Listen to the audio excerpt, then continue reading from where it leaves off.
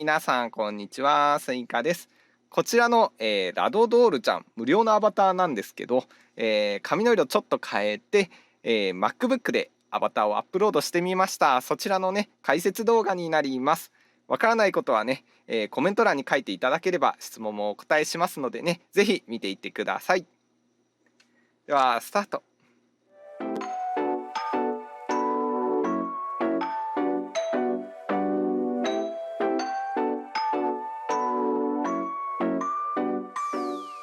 ではビジターのアカウントから始めます。こちらプラスマークから1ヶ月だけ VR チャットプラスに入会します。オーバーレイを有効にしておいてください。手続きが完了したこういった画面になります。はい、こちら解約しても、大丈夫です。ユーザーランクであることを確認して、解約しておきます。 VR チャットにログインしたら、まずこちらダウンロードから、VCC を、入手します。はい、Windows 版だとこのままうまくいくんですがMac だと VCC は対応しておりません。現在対応しておりませんので、こちらね適用しようと思えばできるみたいなんですけど、コマンド入力が必要ということで、以前の方法で、Unity Hub を手動でダウンロードします。はい、こちら規約に同意していただいて、Unity のアカウントを作成します。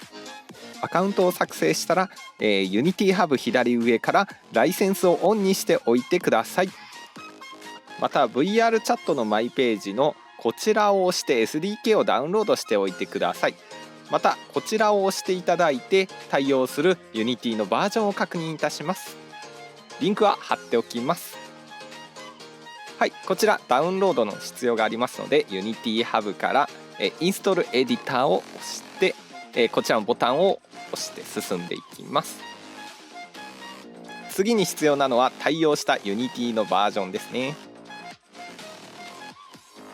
公式のホームページに飛んでいただいて、Unity Hub を開きます。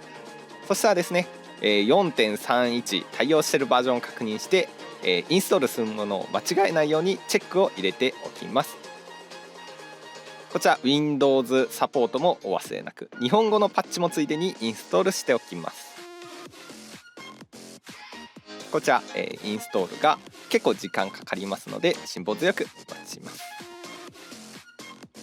はい、その間に、今回導入する無料のねラドドールちゃん、インストールしておきます。Unity の方をね、開いておきます。先ほどインストールが成功した場合、こちらに 4.31 が追加されておりますので、こちらでニュープロジェクトを開いて 3D を選択して右のクリエイトプロジェクトを作っておきます。タイトルはね分かりやすいものに変えておいた方がいいと思います。この画面が出たら、導入成功です。そしたらですね、先ほどダウンロードした SDK の方を下の空いてるスペースアセットに入れていきます。インポートボタンを押します。そしたらですね、まず人物を入れる前にシェーダーが必要になります。ラドドールちゃんのねリードミーに書いてあるんですけれども、そのままこちらのシェーダーを入れていきます。入れる順番が重要になってきます。 SDK シェーダーモデルデータの順番に入れていきます。なんかソフトが落ちたので再起動します。ソフトの方を再起動すると SDK の導入が成功しております。でインポートをもう一回していきます。で SDK、シェーダーの、導入が完了するとフォルダの方が下にできますので、そのフォルダの中からラドドールちゃんのフォルダを開いて、こちらのファイルを、選んでドラッグ&ドロップで上の、ヒエラルキーの方に持っていきます。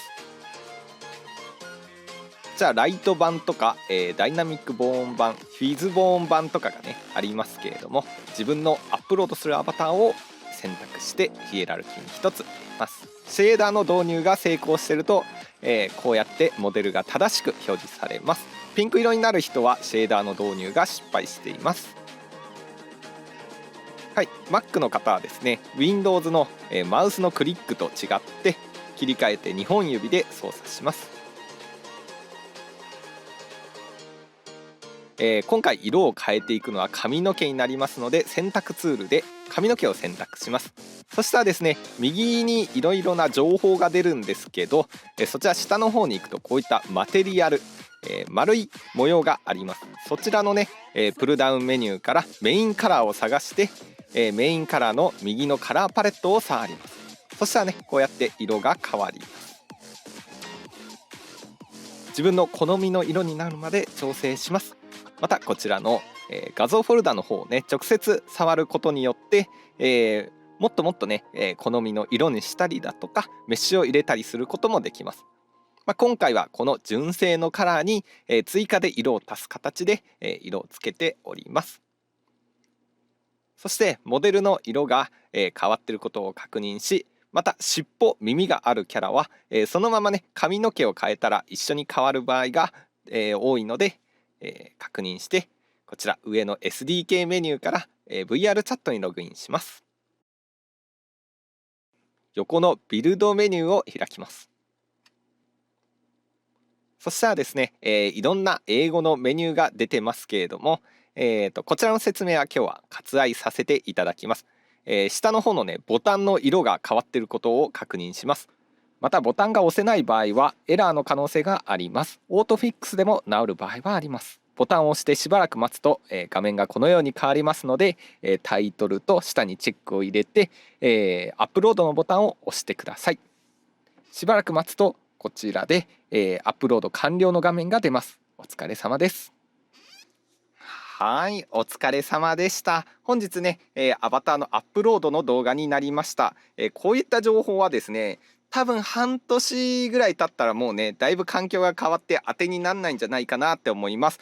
それはね、YouTube に上がってる他の動画も一緒ですのでね、ぜひよかったらね、僕の動画も参考になればいいなと思います。多分来年の1月からだいぶ環境は変わりますね。